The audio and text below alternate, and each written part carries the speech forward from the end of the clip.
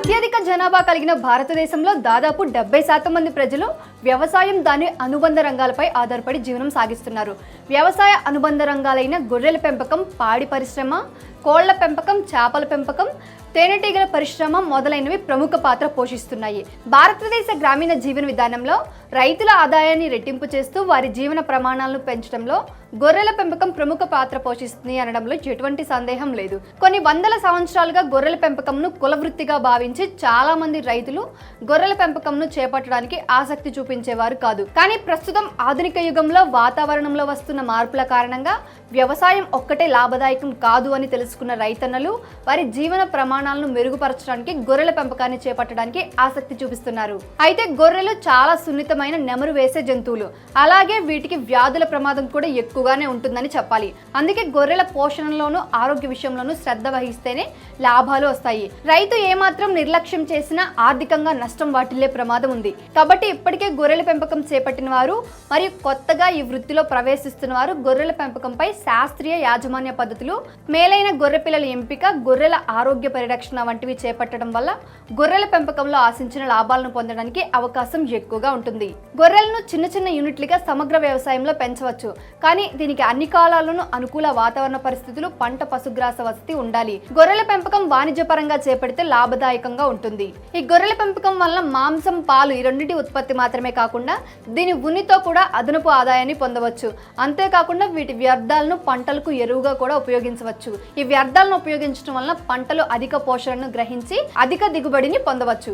గొర్రెలను ఉన్ని కోసం పెంచిన వారు వాటి శరీరంపై ఉన్ని మొత్తం పెరిగిన తర్వాత ఇలా మిషన్లతో వాటిపై ఉన్నిని తొలగించి అమ్ముతారు. అలా ఉన్నిని అమ్మటం వలన కూడా ఎక్కువ ఆదాయాన్ని పొందవచ్చు. సో మీరు కూడా గొర్రెల పెంపకాన్ని చేయాలి అనుకుంటున్నారా? అయితే గొర్రెల పెంపకాన్ని ఎలా చేయాలి? మేలైన గొర్రెలను ఎలా ఎంపిక చేసుకోవాలి? గొర్రెలకు ఎలాంటి మేతను అందించాలి? వాటికి వచ్చే రోగాలు మరియు నివారణ చర్యలు, వాటికి ఎటువంటి పోషణను ఇవ్వాలి? గొర్రెలకు షెడ్ నిర్మాణాన్ని ఎలా చేయాలి? ఇలాంటి మరింత సమాచారం నేను మీకు పూర్తి వీడియోలో తెలియజేస్తాను. కాబట్టి వీడియోని స్కిప్ చేయకుండా చివరి వరకు చూడండి. మీరు ఇప్పుడే మన ఛానల్ని కొత్తగా చూస్తున్నట్టయితే ఫ్రీడమ్ ఫార్మింగ్ తెలుగు ఛానల్ని సబ్స్క్రైబ్ చేసుకోండి.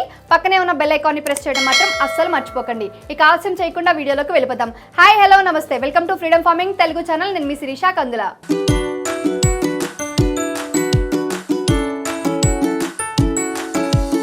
మన ప్రాంతానికి, మన వాతావరణానికి అనువైన జాతి గొర్రెలను ఎంపిక గురించి తెలుసుకుందాం. సాధారణంగా గొర్రెల పెంపకానికి అనువైన నేల స్వభావం, వాతావరణం, వర్షపాతం, గాలిలోని తేమ మరియు మేత లభ్యత మీద గొర్రెల పెరుగుదల, ఆరోగ్యం ఆధారపడి ఉంటుంది.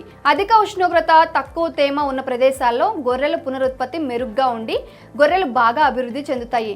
సాధారణంగా మన రాష్ట్రంలోని కొన్ని జాతి గొర్రెల కన్నా మాంసం జాతి గొర్రెలకు అధిక గిరాకీ ఉంది. కాబట్టి పెంపకదారులు నెల్లూరు జాతి, తర్వాత దక్కని, బళ్ళారి జాతులను ఎంపిక చేసుకోవాలి. ఇప్పుడు నెల్లూరు జుడిపి జాతి గొర్రెల గురించి తెలుసుకుందాం. నెల్లూరు జాతిలో జుడిపి, పల్లా, ఎరుపు అనే 3 రకాల జాతులలో జుడిపి జాతి గొర్రెలు పొడవుగా ఉండి మాంసం ఉత్పత్తికి బాగా ఉపయోగపడి ఎక్కువ ప్రాచుర్యంలో ఉన్నాయి. పల్లా మరియు జుడిపి గొర్రెలను నెల్లూరు జిల్లా గూడూరు ప్రాంతం నుంచి తెచ్చుకోవచ్చు. ఈ నెల్లూరు జాతి గొర్రెలు ఉన్నిని ఉత్పత్తి చేయని కారణంగా అవి తిన్న ఆహారం పూర్తిగా మాంసం ఉత్పత్తికి ఉపయోగపడడం వల్ల రోజుకు 110 నుంచి 150 గ్రాముల వరకు బరువు పెరుగుతూ 6 నుంచి 7 నెలల వయసుకి 20 కిలోల బరువు తూగగలవు. తక్కువ కాలంలో పొట్టేళ్లను మార్కెట్లకు తరలించడం వలన మంచి ఆదాయాన్ని పొందవచ్చు. ఇప్పుడు దక్కని జాతి గొర్రెల గురించి తెలుసుకుందాం. ఇవి నల్లగా పొట్టిగా ఉండి సంవత్సరానికి 250 నుంచి 500 గ్రాముల కంబళ్ళు, తాళ్లు నేయటానికి ఉపయోగించే తక్కువ నాణ్యత గల ఉన్నినిస్తూ మాంసం ఉత్పత్తికి ప్రసిద్ధి చెందినవి. ఈ జాతి గొర్రెలు దాదాపు నెలకు 2 నుండి 3 కిలోల బరువు పెరుగుతూ 8 నెలల వయసులో తొలి అదుకు వచ్చి 13 నుంచి 14 నెలల వయసులో తొలి ఈతను ఈనుతాయి. ఇప్పుడు గొర్రెల పెంపకంలో తీసుకోవాల్సిన జాగ్రత్తల గురించి తెలుసుకుందాం.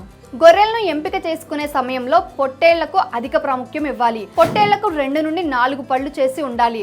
వృషణాలు ఒకే సైజులో ఉండి వెనక కాళ్ల మధ్యలో సరి సమానంగా ఉండాలి. కాళ్ళు బలంగా ఉండి గిట్టలు చక్కగా ఉండాలి. ముఖంపై వెంట్రుకలు లేకుండా ఉన్న వాటిని ఎంపిక చేసుకోవాలి. ముఖ్యంగా గొర్రెల పెంపకం కోసం ఏర్పాటు చేసుకున్న మందలో ప్రతి 100 గొర్రెలకు 4 విత్తన పొట్టేళ్లు ఉండే విధంగా ఎంపిక చేసుకోవాలి. 2 సంవత్సరాల లోపు వయసు ఉన్న చూడి కట్టిన మంచి లక్షణాలు ఉన్న జాతి గొర్రెలను ఎంపిక చేసుకోవాలి. గొర్రెలను అక్టోబర్ నవంబర్ మాసాల్లో లేదా మార్చి ఏప్రిల్ నెలల్లో కొనుక్కోవాలి. వీటిని సంతలో కాకుండా మందల దగ్గరకు స్వయంగా వెళ్లి ఎంపిక చేసుకోవడం మంచిది. కొత్తగా ఈ పెంపకాన్ని మొదలు పెట్టాలి అనుకునేవారు కొన్ని ఫారాలను స్వయంగా చూసి పెంపకదారుల అనుభవాలను తెలుసుకోవడం చాలా మంచిది. ఇప్పుడు గొర్రెల పెంపకంలో పాటించే మేత పద్ధతుల గురించి తెలుసుకుందాం. గొర్రెలను సాధారణంగా 3 మేత పద్ధతుల్లో పెంచవచ్చు. మొదటిది విస్తృత పద్ధతి. భారతదేశంలో ఈ పెంపక పద్ధతిని ఎక్కువ మంది పాటిస్తున్నారు. విస్తృత పద్ధతిలో 6 నుంచి 8 గంటలు బీడి పొలాల్లోకి, అటవీ ప్రాంతం భూముల్లోకి గొర్రెలను మేతకు తీసుకెళ్లి ఎలాంటి అదనపు మేత, దాన, వసతి గృహం లేకుండా ఇంటి పరిసరాల్లో ఉంచి పెంచవచ్చు.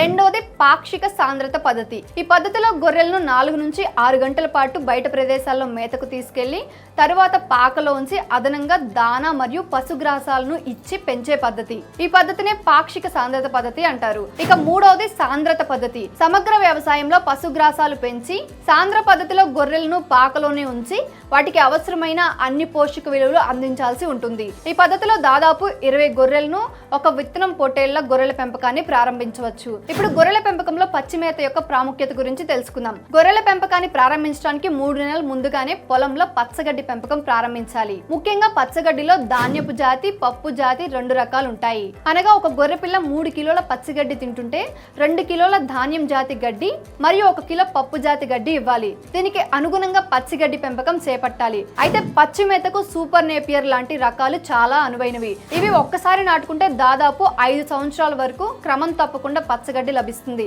దీనితో పాటుగా పప్పు జాతి రకాలైన జనుము, అలసంద మొదలైన పప్పు జాతి గడ్డిలో అధిక పోషకాలు కలిగి ఉండి గొర్రెల పెరుగుదలలో ముఖ్య పాత్ర పోషిస్తాయి.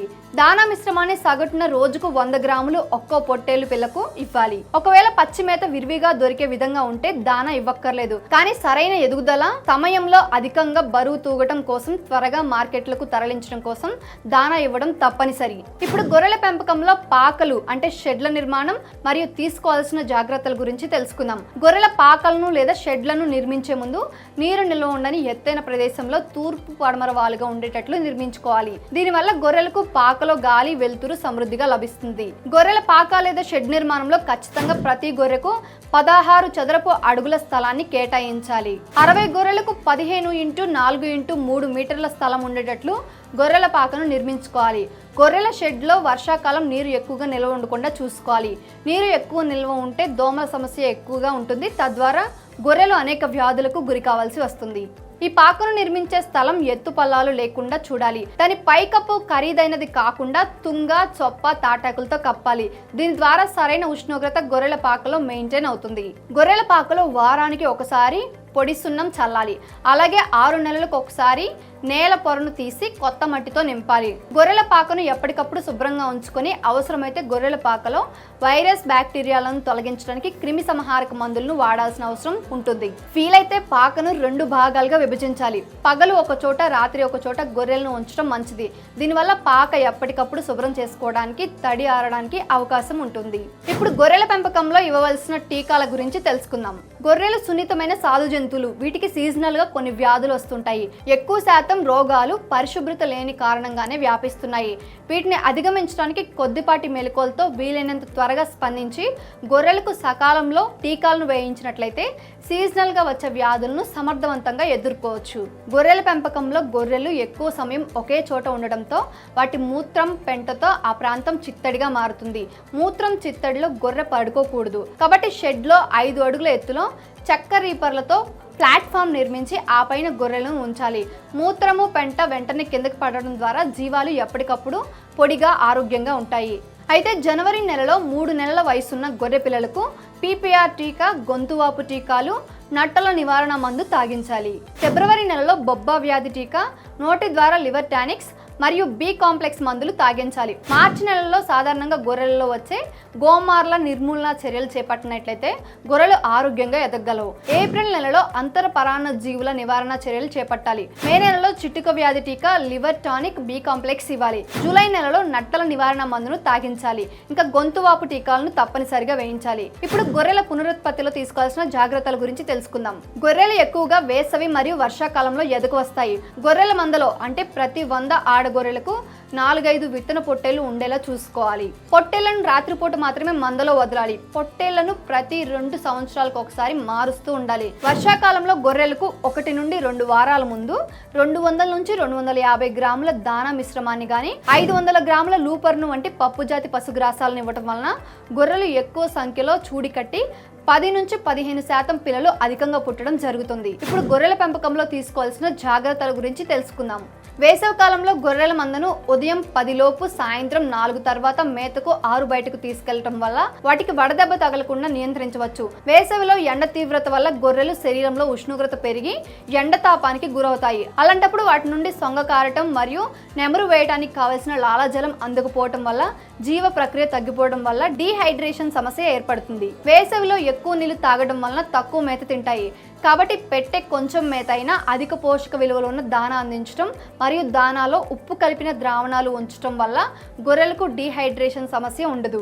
ఎండ తీవ్రత పెరిగే కొద్దీ ఎండుగడ్డి కానీ వరిగడ్డి కానీ పాకల మీద కప్పి నీళ్లు చల్లుతూ ఉండాలి. వేసవిలో గొర్రెలకు అతి ప్రమాదకరమైన ఆంథ్రాక్స్ మరియు మసూచి వంటి వ్యాధులు సోకే అవకాశం ఉంటుంది. కాబట్టి వ్యాధుల యొక్క టీకాలను వేసవి రాకముందే మందలోని అన్ని గొర్రెలకు వేయించాలి. ఇది చాలా అవసరం. దీనిని ఎవరూ మర్చిపోవద్దు. ఇక చివరిగా గొర్రెల రవాణా విషయంలో పాటించవలసిన జాగ్రత్తల గురించి తెలుసుకుందాం. సాధారణంగా మార్కెట్లో గొర్రెలను కొనుగోలు చేసినప్పుడు లేదా ఇతర ప్రాంతాలకు మేత కోసం తీసుకెళ్లాల్సిన అవసరం వచ్చినప్పుడు గొర్రెలను వాహనాల్లో రవాణా చేస్తుంటారు. అయితే గొర్రెలను రవాణా చేస్తున్నప్పుడు కొన్ని జాగ్రత్తలు తప్పనిసరిగా పాటించాలి, లేదంటే ఆర్థిక నష్టం తప్పదు. ప్రయాణానికి గొర్రెలు శారీరకంగా ఆరోగ్యంగా సిద్ధంగా ఉన్నది లేనిది ప్రయాణానికి ముందు చూసుకోవాలి. బలహీనంగా ఉన్న వాటిని 1 నుండి 2 రోజుల్లో ఈనబోయే గొర్రెలను రవాణా చేయకూడదు.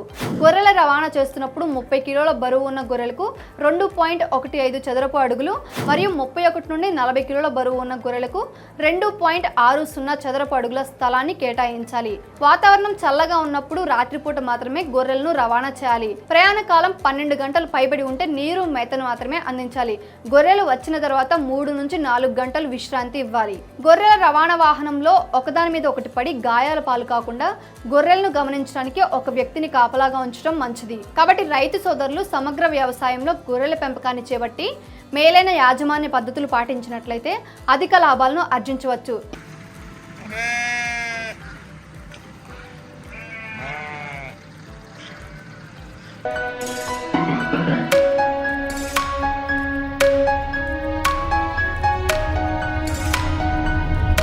సో ఎవరైతే రైతు గొర్రెల పెంపకాన్ని చేస్తున్నారో ఆ రైతే మీకు ఎలాంటి డౌట్స్ ఉన్నా వీడియో కాల్ రూపంలో క్లియర్గా గైడ్ చేస్తారు. గొర్రెల పెంపకాన్ని ఎలా చేయాలి, ఎలాంటి జాగ్రత్తలు తీసుకోవాలి, ఇంకా దీని గురించిన మరింత సమాచారం మన ఫ్రీడమ్ యాప్లో ఉంది. కాబట్టి ఆలస్యం చేయకుండా ఇప్పుడే ఫ్రీడమ్ యాప్ని డౌన్లోడ్ చేసుకోండి.